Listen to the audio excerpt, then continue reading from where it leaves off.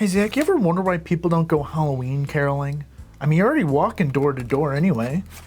Pat, it's me. It's Alan. Oh, hey, Alan. Where'd Zach go? He called in, he said something about how it gets really spooky around this time of year.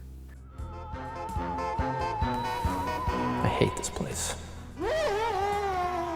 It didn't ring a bell. I mean, he seemed pretty shooken up about it, to be honest.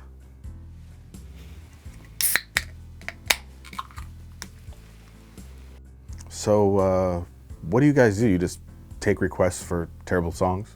Hey, they're not all terrible. Some of them are actually pretty good. WINO, what can we play for you? Hey man, can you play some butt poop fart baby man? Yeah, you got it. Okay, bad example. So, when does the station get haunted? The station's not haunted. Is that a ghost? No, they're actually a local melodic metal band, but they sound pretty similar. I get where you'd get confused. Okay, I mean, this place just kind of has a haunted vibe to it, you know what I mean? Again, for the last time, the radio station is not haunted. WINO, what do you want? Can you play the sequel to the theme of Spirit Halloween? This is the sequel to the theme, Spirit Halloween.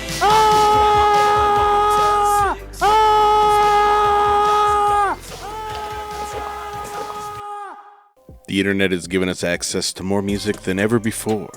Some artists are beloved. Really good producer. I think that elevates everything. Some, not so much. It wasn't bad. Pretty simple. But now there is a place to separate the garbage from the good, the alluring from the ordinary. Kind of a world music left turn here. The things your ears may not be ready to hear. It sounds kind of lame, but it really did. It gave me like chills on my back of my neck. Hosted at the WINO Studios in Anytown, USA.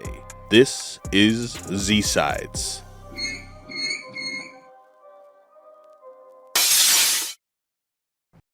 Welcome back to Z-Side's Halloween special, everybody. Today I'm joined by Alan, who is co-hosting this Halloween special this year. Thank you for having me. I'm glad to be back. Alan, it's an honor. So this year we're talking about the one and only king of Halloween, Nick Lutsko. And the way we came about it was we kind of figured the best place to start was the songs in the computer era. Yeah, those are definitely his, probably some of his more iconic ones. Yeah. And they're just kind of fun. Most of them are pretty quick, fun songs to listen to. And I think it's a big part of what he is, you know? Yeah, so we specifically went with the first ever song of the songs of the computer era, I Want to Be at the RNC, and Where Did the Gremlins Go? I wanna be at the RNC. I wanna see. Oh my God, this is like a Midwest fever dream. Scream for the GOP. I wanna sit with Dan Bongino. This is scary in a way I didn't expect. It was really well produced. Sounds great. I wanna show the American flag. I kind of hate that this groove is so good. There, but I would be safe with Dan Bongino. I wanna be. At first I was like, oh, he's like not really rhyming, but now he's just rhyming the same thing over and over again.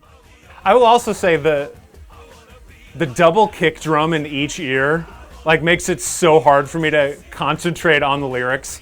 So every once in a while, I'm hearing Dan Foncino and then R and C. Okay. Was that it? Yeah, oh man, that was short. That was great.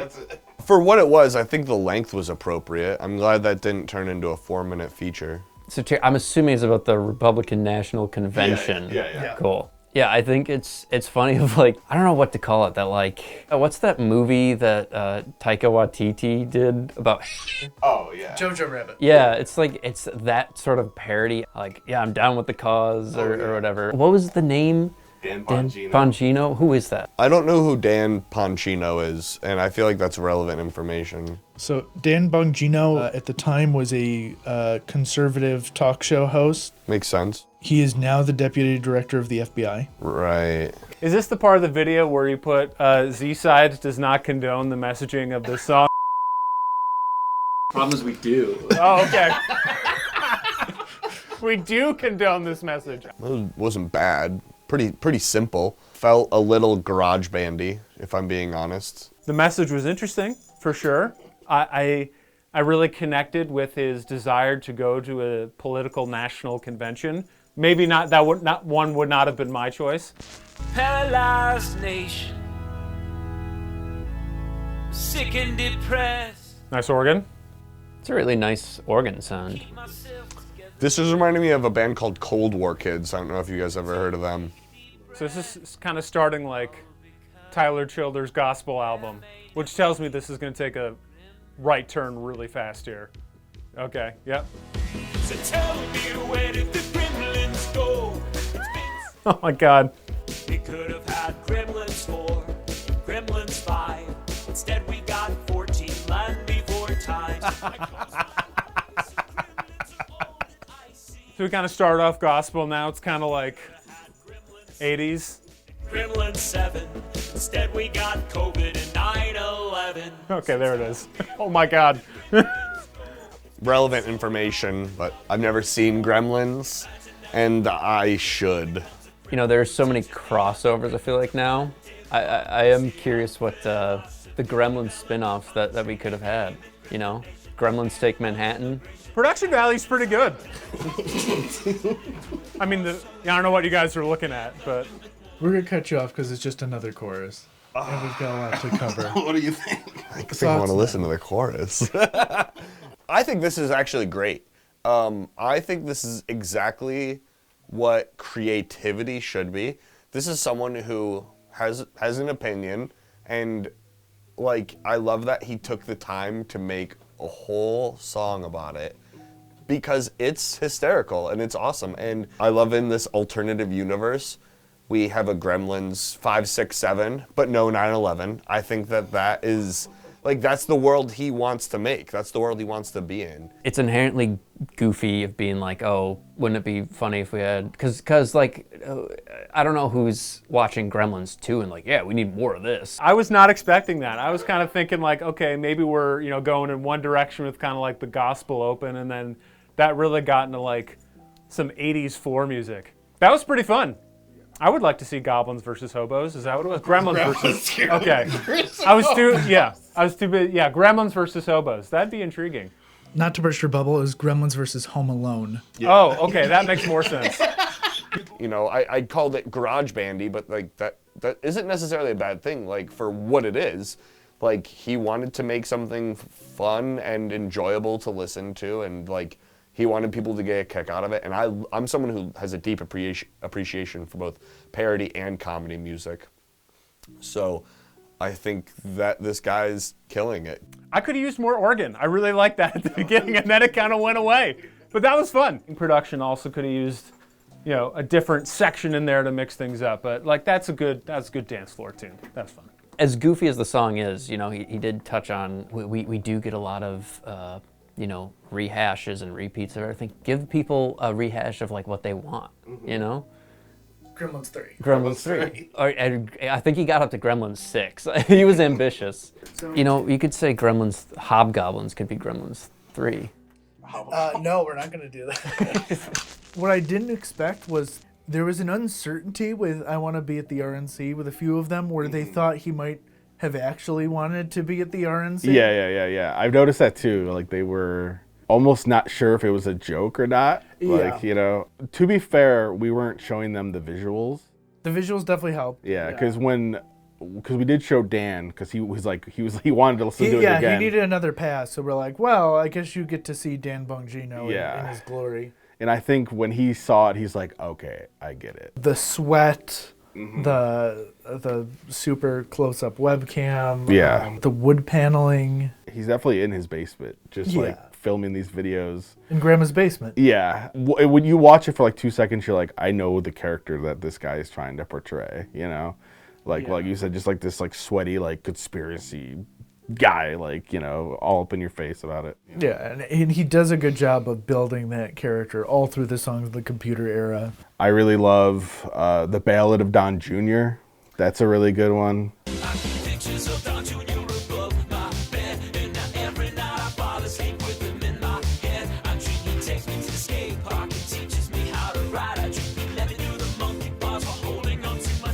Give Me a Shaw Nick Jr. Like I said, that's like the one that got me into him. It's just catchy. Is Boat Parade in the first one? Yes. Boat Parade is... you like that one? Oh, that's great. I mean, I wish I saw that when the Boat Parade was happening. Yeah. The whole breakdown, just 40 seconds of Boat Parade! Boat Parade! That song has ruined boat parades for me, though, by the way. The Buffalo Bills had a boat parade recently, and all I could think about was that goddamn song.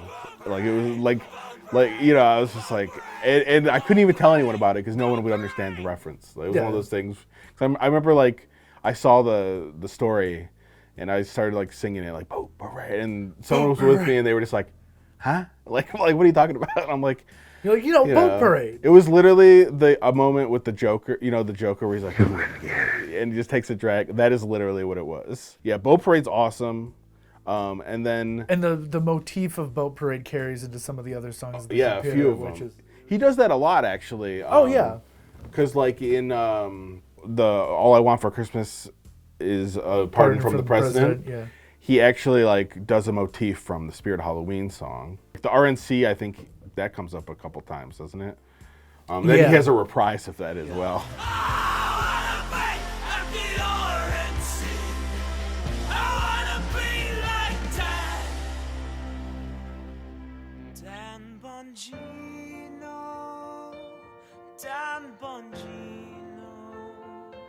Oh, man, there's so many good ones because the Pay Me $100,000 to play at Biden's inauguration's a great one. Yeah.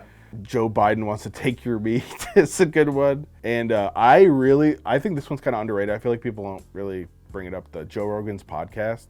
That one has such a good... I want to be on the Joe Rogan podcast. Yeah. It has such a good, like, sax section in there.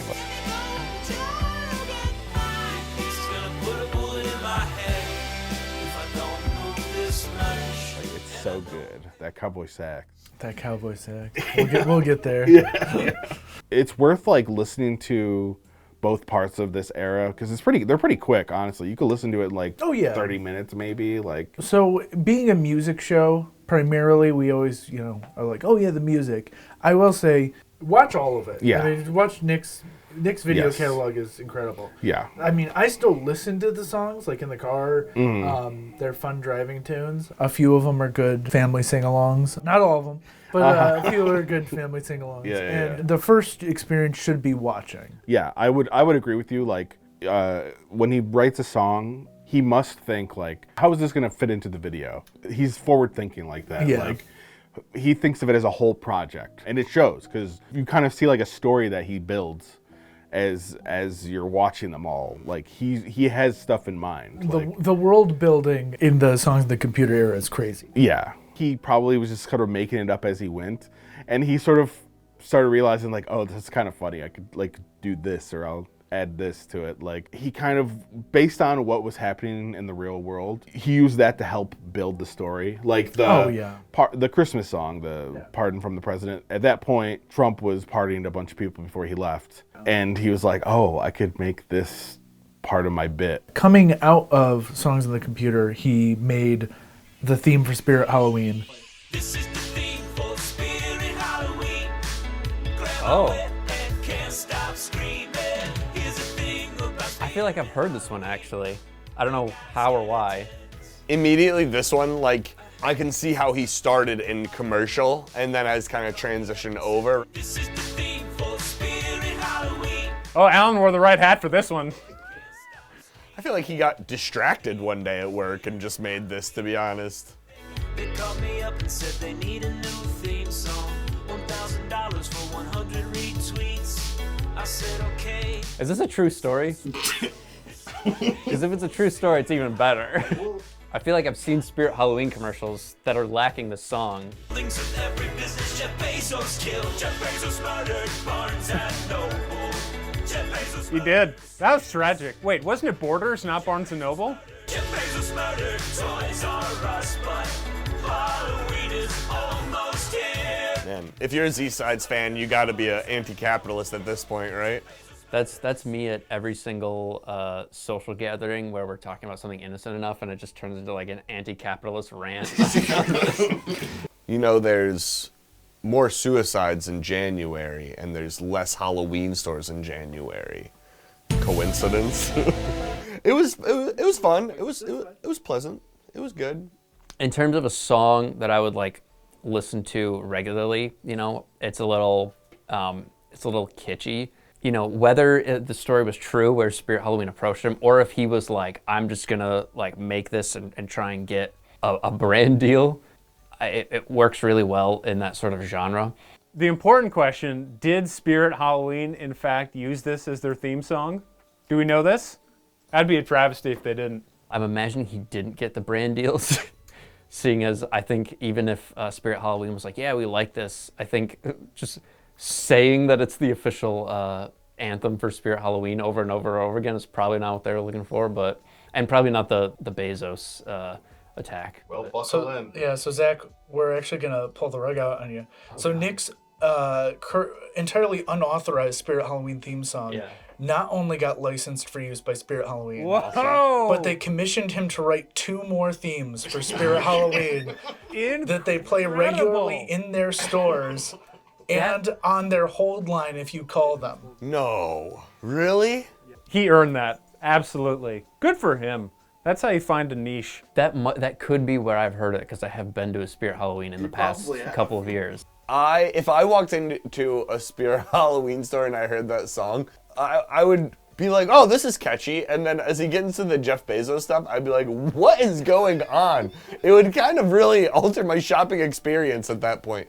That is amazing that Spirit Halloween corporate is that based, that they would ever consider putting like anti-corporate messaging in the Spirit Halloween store. And that would go on to inspire him to make more Halloween music like Ghost Story.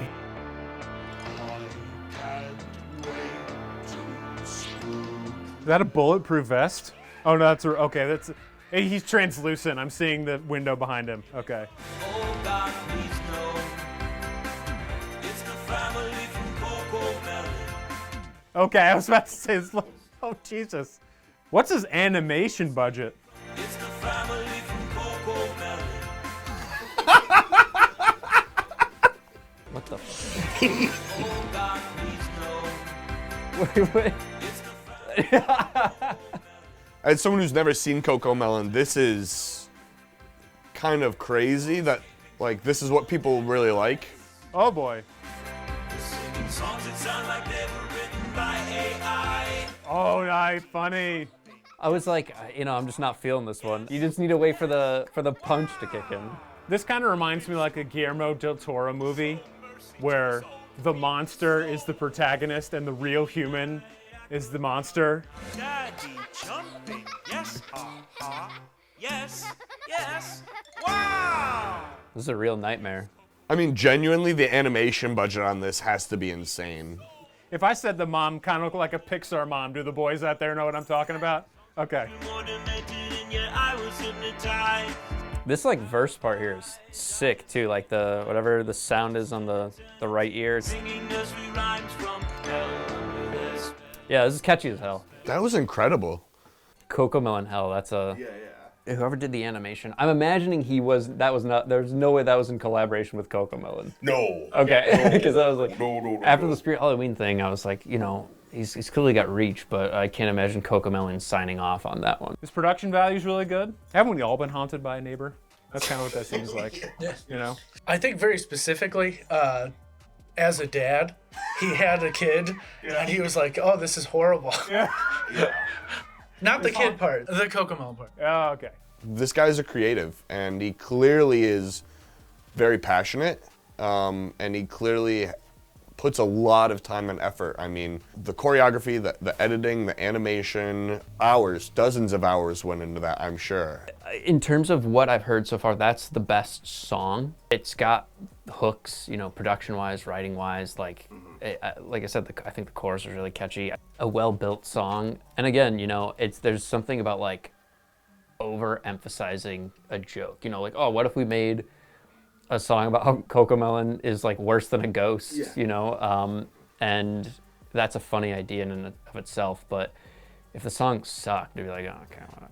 Yeah, that one's catchy. That one will probably go into my personal October playlist. One of the more impressive things that he did throughout this Songs on Computer era was he made an unofficial theme for Spirit Halloween, and Spirit Halloween didn't send him like a cease and desist, and they encouraged it, and they gave him money. Check. Yeah. I remember reading somewhere that I think he literally did just get a Venmo from Spirit Halloween. Like, they really did that. I don't know if it was the $100,000 like he was trying to suggest, but time to manifest. Yeah. That is, honestly, if you think about it, how incredible that is. He just like manifested Spirit Halloween sending something to his Venmo, and it worked. It's incredible. I mean, that's a high point of his discography, especially the Songs in the Computer area. The whole trilogy is incredible. Yeah. And it's coming around the end of summer, and I see the first Spirit Halloween pop up. I go, it's time. Yeah. And I listen to those songs. Yeah, I do the same thing. I think I like sent you like a message of me like walking into one or something. It's kind of cool how it worked out though. So he put out the Spirit Halloween theme, and they immediately were like, can you do another one? Yeah, because the sequel came out like a month later. Yeah, and the reason it's called Unleash Your Spirit, that was like their tagline for the year. And he's like, oh, okay. And he put that together like immediately. So now I'm gonna throw a party and unleash my spirit. I turn my house into a Spirit Halloween. And he just like put together that video. They approved it, and I know they like pushed that out on their socials. Like, it has millions of views on like Twitter and YouTube, and I just love the idea that I think that's the one too where it's not on his. It's not on his YouTube on its own. No. He's got the trilogy on his YouTube, but that one specifically is only on the Spirit Halloween channel. Yeah, which is awesome. During my like early days of finding Nick, because I like saw that he did a Spirit Halloween theme, and then I think I like YouTube just Spirit Halloween theme. Like I searched it up again, and then the sequel came up, and I was like, wait, what? Like, you know what I mean? Like, oh, they like actually got him to do this. Like, okay, this is awesome. The fact that it happened is like, I think Nate said Spirit Halloween is based. They kind of are. Yeah. Like they noticed that like, oh, this is like going viral. Yeah. Like, let's reach out to this dude and actually like make this real. And it's still, despite him being on Jeff Bezos. Yeah. Honestly, I got to give them credit because that's pretty awesome. And then the year after, they had do another one, the Spirit Halloween Planet. That one is more surprising that they paid for that because it is so entrenched in his lore. Yeah. And it's very strange out of context. Oh, yeah. The first two you can more or less show anybody. Yeah. The third one, there's so many references and because by the time the third one came out, the lore was just ridiculous. Like the planet was ending. Like the fact that they let him make that, and they were like, yeah, this is fine. Like, you know what I mean? Like, we'll go with that. Like, so yeah, Ghost Story is, and I feel like the reason because I remember we were kind of discussing what did we want to show. He has so many different like fun Halloween themed songs. It showcases like him at his best, where it's just catchy. Really catchy, because he is so good at writing like a jingle or a hook that'll get you to be like, okay, this is in my head all day. And it's just funny. Like, it is such a good bit. Like, I don't know. I did not expect, like, it's the way it sets it up, you don't expect it at all, honestly. He does such a good job of the timing, and I'd say almost all of his Halloween songs and comedic songs do such a great slow build where you almost forget that you're about to get hit with something funny, which is what you need. You need to be lulled in, and then, oh, surprise, it's the family from Cocomelon. Yeah. And so, you have a kid. Did you relate to this? It immediately resonated with me. I felt sympathy for Nick as At the time, he was a new dad who clearly had to be watching Cocomelon and thought, I absolutely hate this drivel. Yeah. That's gotta be what it was. Like 100%. He had to have been watching this and it probably just like hit him, and he's like, that's one I'll save for Halloween, you know? Yeah. I know specifically, like he does the, you know, oh, it sounds like it's written by AI, and then it's the little daddy jumping, yes, ha, ha. And that sounds like most of the Cocomelon songs. Yeah. All those kids' music things, they all do Johnny, Johnny, yes, Papa, which is some weird nursery rhyme that I had never heard before having a kid. It wasn't a thing when I was don't a kid. remember that either. Yeah. Yeah, but now kids love, they really with yes, Papa. Johnny, yes, Papa. But the Cocomelon version is the worst of all of them. It is Johnny, yes, Papa. And it's just like Big Nick's impression. And that song is bringing it back to having a kid. My son's 9, which makes him the perfect age of just absolutely loving to hate on Cocomelon. Yeah. Like when we were all edgy 9-year-olds, we were like, Barney's dumb. Yeah. Get owned, little kids. Yeah. Oh yeah. He must love that song. Oh yeah. He's like, this is incredible. That's awesome. Mind blowing for him. They've increasingly gotten, like, to me, more impressive, and more like you could tell they put a lot of effort into like the videos and stuff.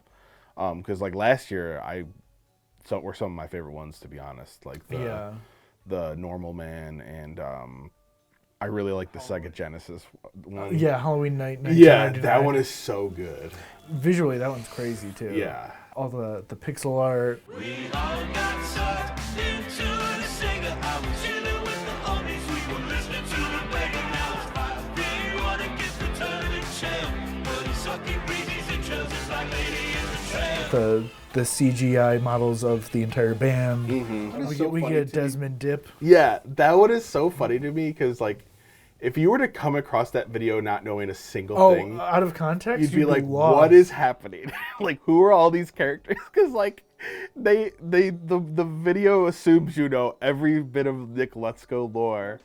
And so it's not for, I don't think it's for new people. Like, no. Because if you were to watch that, you'd be like, is this some like show I wasn't aware of? Like, what is going on? You know? Even as someone who is aware of Nick Lutsko, there was things in there where I'm like, does Greasy shoot rays? Is that a thing he can do? Yeah. Apparently. We got Greasy, we got Kavichi Man, Desmond, and Cowboy John. Cowboy John, yeah. The 4 food groups are. But no, it was, I think I really like that series, and I hope he does do it again this year. We're filming this, obviously, before. Yeah, we're filming this in advance. Before October, so. A Normal Man was in an incredible blend of influences and references that made it perfect for not being able to show to anybody. Yeah. Yeah. It's a hard sell to go, hey, do you want to watch this music video that's a mashup of Twins, Junior, and Rosemary's Baby in comedy musical format? We showed our friends all those comedic songs, and then we're like, okay, well, we got to establish that Big Nick has chops as a sincere, earnest musician when he wants to. We decided to play what we thought was the most iconic of his earnest songs and went with Sideshow off Swords. Yeah, he's just a really good producer. I think that elevates everything, you know, beyond just like good songwriter. You told your children they could reach for the stars. First impressions is I really like it. Nice groove. Your ignorance must be Wow. This is probably the one that I will just be downloading and listening to on a regular basis. This song's incredible. Clean DI guitar sound, a little Corey Wong-esque. I'm really curious how he does sort of like puts these together. Like, if are these real horns? Is he getting people in? Cool. I've always said that I really like music that doesn't sound like a ton of other music, and I think that this song is right up my alley. Again, production really good. Less crazy about this song. I'm trying to think of what it reminds me of. Like, I'm usually not super into super shined up rock stuff, so it's just personal preference. I can dig this. This is great. Ooh, nice Barry sax sound. I love the funkiness of it. Even between his satirical stuff and the more serious release, he's definitely got themes of isolation, being an outsider, and kind of that weirdness in between.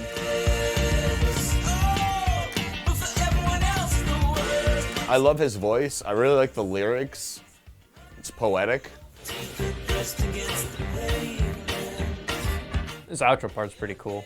I love a good outro. I feel like it's really elevating everything else, you know? Ooh, nice. I was about to say, I kind of needed a different section. This is a longer tune. It's still a loop, but we needed this little variety here. This guy go to music school. There's really good voice leading and melodies in the horns. Like, there's actual counter lines. Like, there's some nice stuff in the background, but like the horns are doing something, which is cool.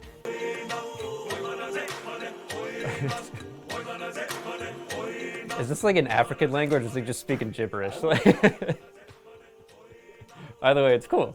Kind of a world music left turn here. They needed to win me back because I was getting a little bored near the end, but this is fun. That was so fun. It took a while to grab me, and maybe with repeat listens, you know, it'll hit more. But just a really good producer. A little bit of his vocals kind of sound like 21 Pilots a little bit. The only thing I could think of was like when in the end, it's like it sounds like if the National took like a couple lines of Speed, like weren't so sleepy.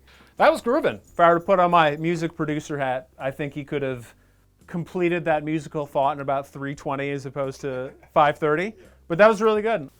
Yeah, unnecessary though. I think the end. I think the song could have ended like 45 seconds before it did. I loved it. It was incredible. Like I said, I'll be listening to it more regularly. So we were discussing like what songs do we use? Like what songs should we show that like really shows what Nick can do? And Sideshow for me was the one I felt like we had to do. I know it's a little bit longer, you know. If we had to pick a second, probably sometimes. Sometimes, yeah, is another good one. But Sideshow, there's just something like that breakdown at the end, like, and So much evolution in that yeah, song. I mean, it shows what he could do. Like it has like these moments where it like swells. Like I said, I found like a couple of his joke songs, and then I was like, so what? Like, who is this guy? And I was sort of looking into him, and I saw the thumbnail is like Greasy. I'm almost positive. Like looking at the camera or whatever, and I'm sure you'll show him. He's like this. He's a character that Nick has in his band, and it's like such an elaborate, like awesome looking like Costume, yeah. It's incredible. Like, and this is before I knew he did any serious stuff, mind you. oh yeah. And I clicked that and I was like, what the this is incredible. It sounds kind of lame, but it really did. It gave me like chills on my back of my neck. Like I was, I just wasn't expecting it, I guess, as part of it. Yeah, no, that's 100%. I mean, we wouldn't be talking about it if we didn't like it, Yeah. if we didn't think it was a good song. Yeah.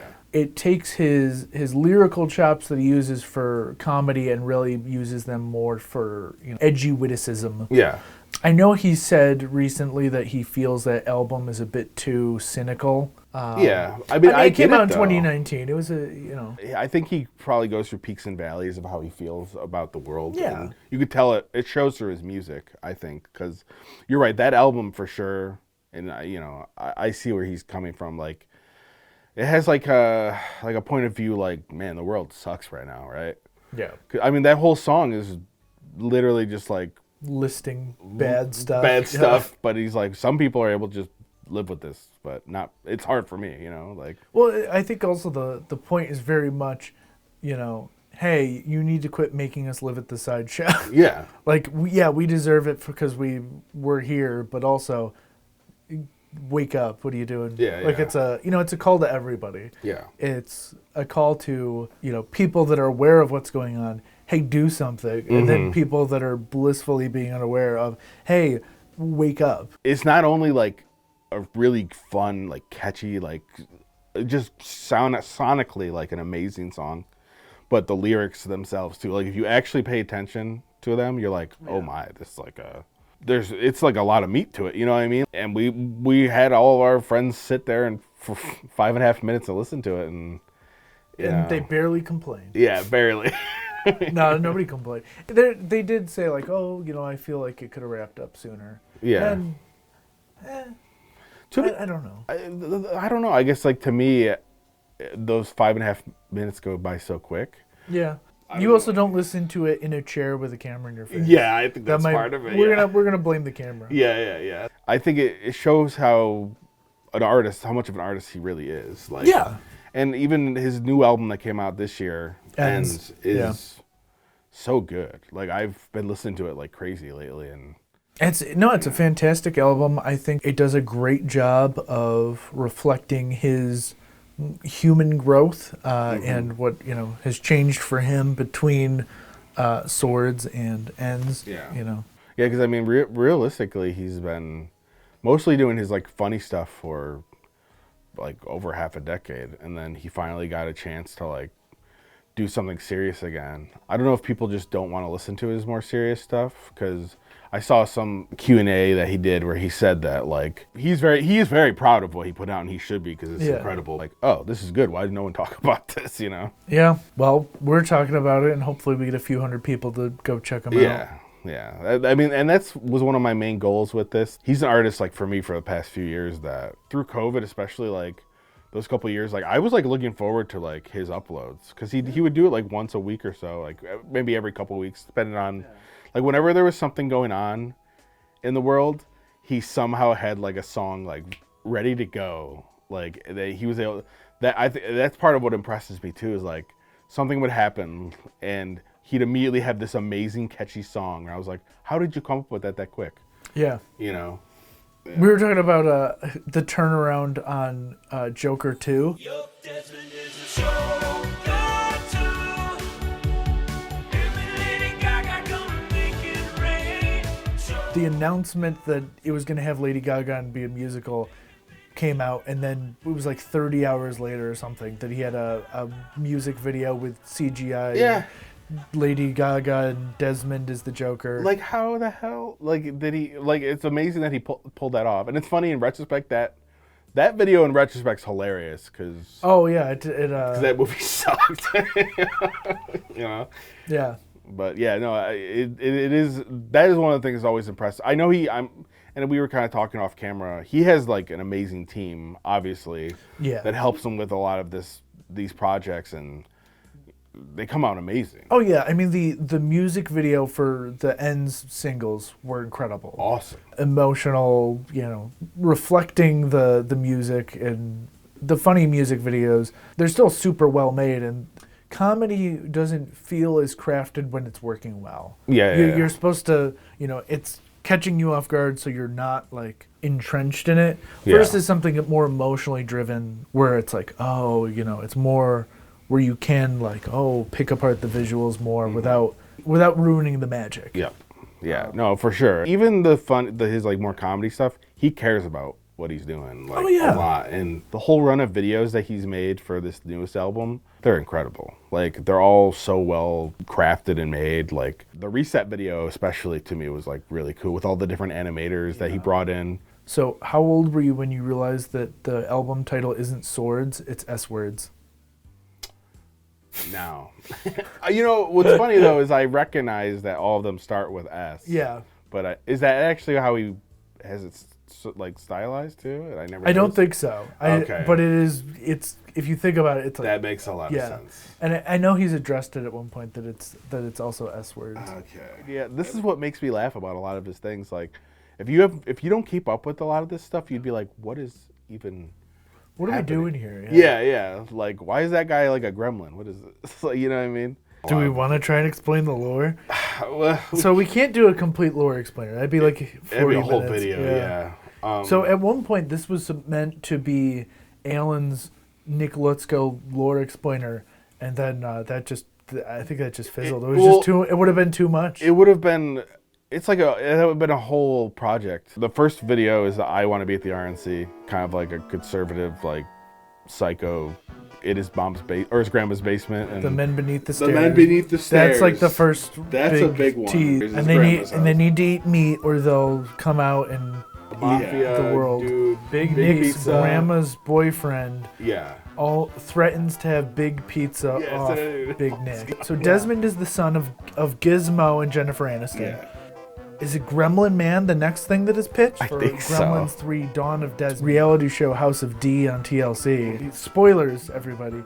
Desmond's I didn't arc realize he ends can with- get one. Yeah. I don't think Breezy has the lore. I think he's just there. He He's just has a dude. lore because he does things. Remember, he becomes a god of the computer. He had all these puppets, and then kind of. Didn't he literally call them the gimmicks? Wait, is it the same guy? Oh Yeah, my he's god. Ceviche Man. When he was a baby, his mom used to put shrimp on him and let iguanas eat it off. Cevicheman.com where he sells. I don't think so. I think he's just a guy who. He's just a wears cowboy hat. who plays his cowboy sax. Yeah, and he doesn't need a cowboy hat. You could be a cowboy without the hat, but he makes a point to wear the hat. Yeah. So basically, the lore gets pretty ridiculous. Well, let's be real.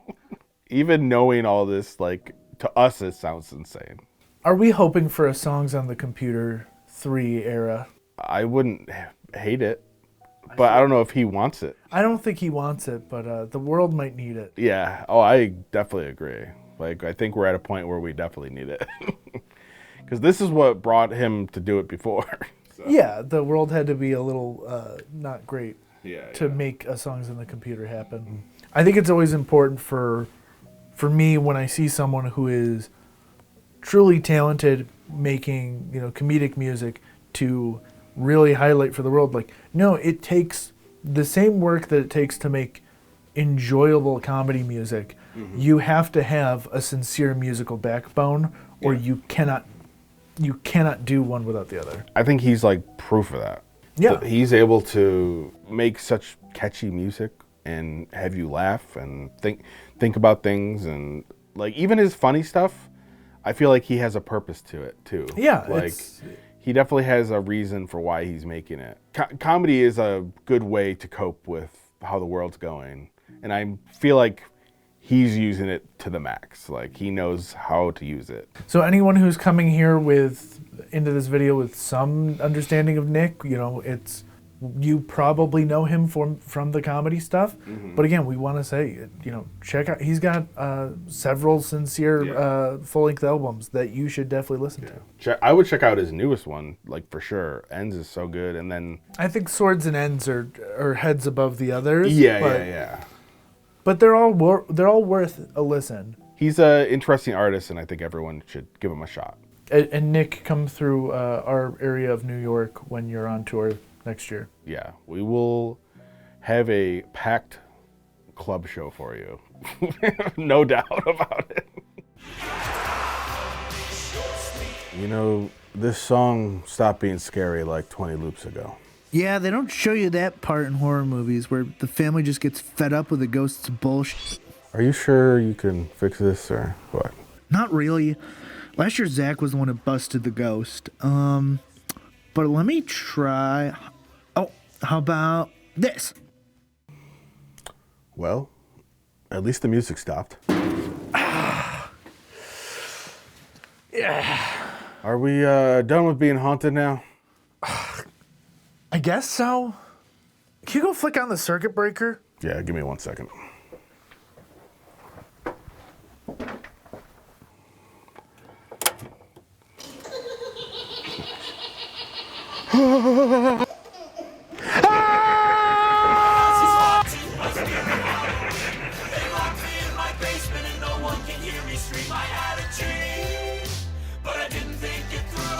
Someone call my grandma, I think she know what to do. Could someone please